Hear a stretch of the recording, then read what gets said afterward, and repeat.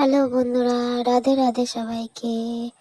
সবার জন্য আজকে একটা স্পেশাল খাবার নিয়ে এসেছি, বিচি কলা মাখা। কে কে খেয়েছো আজকে তোমাদের আমি মাখা করে দেখাবো। বিচি কলাটা ছাড়িয়ে নিয়েছি, নিয়ে তারপরে এটাকে কুচি কুচি করে কেটে নেব।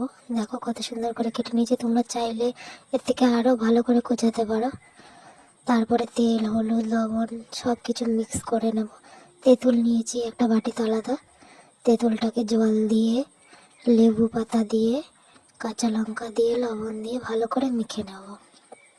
ঠিক আছে, আমি ফার্স্ট জলটা দিয়ে লেবু পাতা দিয়ে নিলাম।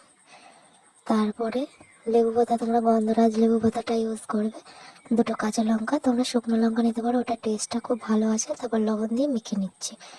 ঠিক আছে, মেখে নিয়ে দেখো মাখা হয়ে গেছে আমার, কত সুন্দর হয়েছে দেখতে। তারপর এর উপর থেকে একটা সরিষার তেল আর সাথে হলুদের গুঁড়ো দিয়ে ভালো করে আবার মিক্স করে নেব।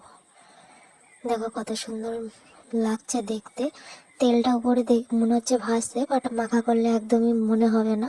ওইটাকে ঢেলে দেবো কলার মধ্যে, তারপর ভালো করে মেখে নেবো চটকে চটকে। মাখার পরে দেখো কত সুন্দর হয়েছে দেখতে। কে কে খাবে চলে আসো তাড়াতাড়ি। দেখো কত সুন্দর আছে, আমি তোমাদের টেস্ট করে দেখাচ্ছি সব ঠিকঠাক আছে কি।